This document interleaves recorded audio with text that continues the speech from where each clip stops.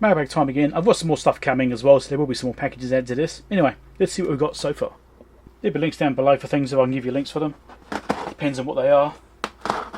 And also my Patreon support page if you want to help to support the channel, help me to buy more things from Mailbag, and bits of test equipment to fix. Links at the end of the video or in the description. Here we go. So I showed one of these before. This is from a different seller. This is a display for a HP3458A 8.5 digit multimeter. I bought one before. I've already installed it into my meter, so it's done. So then I needed another spare. So here is the spare. I think I might leave it intact as it is and just put it back in that box. So yeah, thing to watch out for with these, don't damage that little nipple on in there.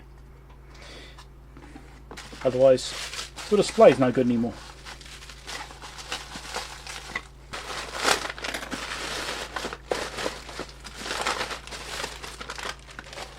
Got a few things in here. What we got? Get in that bag. Double bagged. Great. So we have a ESP32S3. Haven't played with these before. It's got two USB-Cs on the end there. And I'm not sure the pinouts are the same as the ones I've already used, like the ESP32 Defkit, like the original ESP32s. I don't think the pinout is going to be the same based on what I can see right now. Yeah, they're different pinouts. So it's a shame because I would like to sort of have this as a plug-in module to just replace ones I've already got. I've got a stack of them anyway, but I want to play with these because this is a bit more powerful apparently and better features and stuff like that. So there's no specific purpose for this. I was just getting some because they're available, they're cheap, and I didn't have any of this version yet. I've got a bunch of these already. Various bits and pieces and headers and stuff in there. Here we go. These are what I use normally, these ones. These are the old style, the room ones. I've had no issues with these really. I've been, you know, these are also cheap. I think you can still get them. I'm not sure. But I've got about, I don't know, 20 of them in here I think. So I've got quite a stock to last me a while. If I do get failures I can still replace them. But I was hoping that these other ones would be similar pinouts, but I haven't even looked at that. I mean, you've got to try and keep up with the modernisation of things if you can. The projects I've used these for, they're quite complicated, and I was thinking maybe if I went to like a modernised version I might have a few less bugs popping up, because I have issues programming these now. I have to use an old computer and stuff like that, so I think it might be time to do like an update to everything, the designs, the circuit boards, everything. I don't know, I'm not going to do it right now, but I've got it in mind. So I'm just going to play with these and see if I can program these and get these to work. And if I do, then that's the first step. And the other thing over here is a little digital microscope. It's got some lights on it. It's basically got an LCD screen on it. Where's the power button? Don't know. Any of them power button? Power button.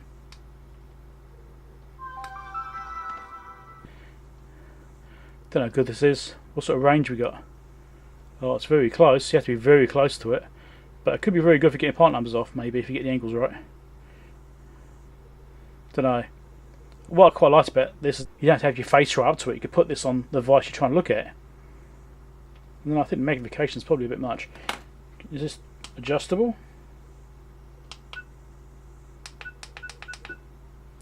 It is. What's that do? On screen. I think that's LEDs on the front. Yeah, different colour LEDs. Look, I can do blue. Interesting. Maybe it'll work better with different LED colours. But I think this might be okay for some stuff. Maybe like component markings of resistors and stuff like that. Maybe. I don't know. I can see anything on here which has got a marking on it. No, none of those got markings on them. We have these though, which we just looked at. Can I see any markings on these? Oh yeah, there we go. Regulator. Upside down, but you know, it's there. Now the distance on this is quite narrow. It is literally a microscope. See the bond wires in there, okay. LEDs, there's a transistor there. So, I mean yes, it is definitely usable. Let's try a different colour LED. See if it helps it to make it more visible. So I push the button at the same time.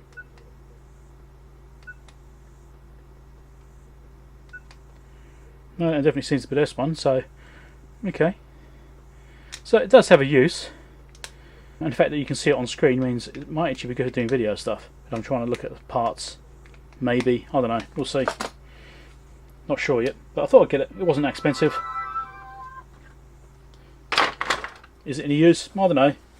The focal range is quite close though. I wish it was a bit further away, but yeah, I don't know. Could be useful for something. And there are its specifications there. Dissipation, that must be the LEDs. Type C charging. Field of view 20 degrees. Yeah. Oh, there we go. There's battery on that side. 500 milliamp hour. Right, can you guess where this box has come from? It doesn't appear to be DigiKey.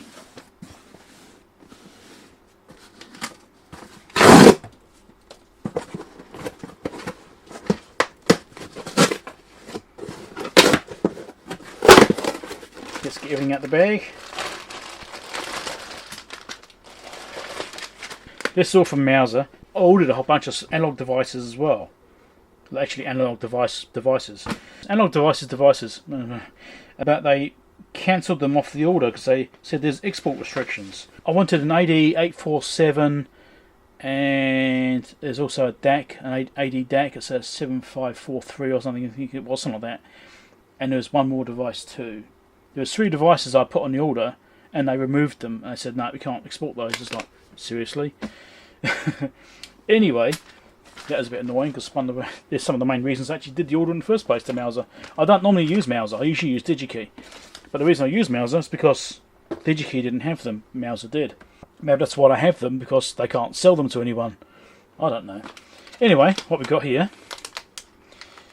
It's a 1N5313.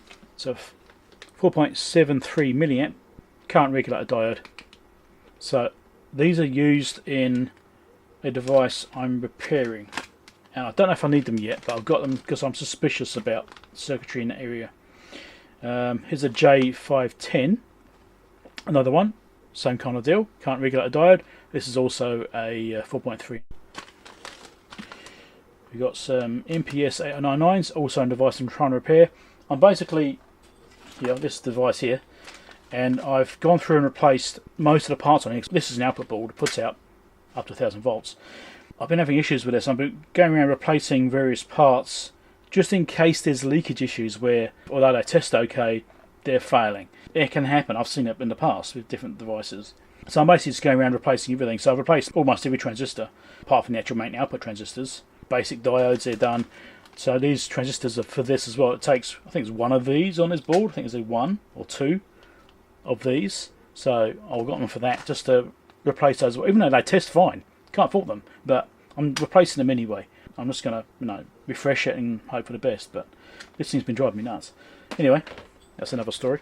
Here is a 2.77k resistor. These were not cheap. These are $3 each, these things. But I needed this for the same reason. This particular project I'm working on, it uses this value resistor, and it has to be precision. I did make up a resistor of suitable value and that sort of stuff, but because of the fault this has with this board, it keeps on burning or stressing that resistor. I'm not happy with it. Once I've actually got the thing fixed, I'll put the proper resistor in. 2N7000, some FETs. MJ8350. Now these are actually for this, but I've already replaced them because I've got some for DigiKey. So I just got some more, just to pad the order up a bit actually. MJ340s as well. These both are in this amplifier board, and I've already replaced those. Replaced them all. So I've got some for stock now. This is MPS8599. These are component parts to the 8099s. I thought I'd get the component parts, so I've got like a push-pull set up if I come across that. And DG211BDY. That's the other one I cancelled. The DG211, I think it's CJ, I think it is. It's the dip version. They cancelled those, but they allowed these ones. The only thing is the dip version is one I actually want. These are like, if I can't get dip version ones. Anyway, I've got some 211s now. These are basically switches. Was it on the front? Yeah. Analog switch, just says that there. These, I think, I've got slightly better spec than the CJ. Don't remember exactly, but yeah, it's these could potentially work if I can't get the CJs. Yeah, but now as I cancelled them, that was nice.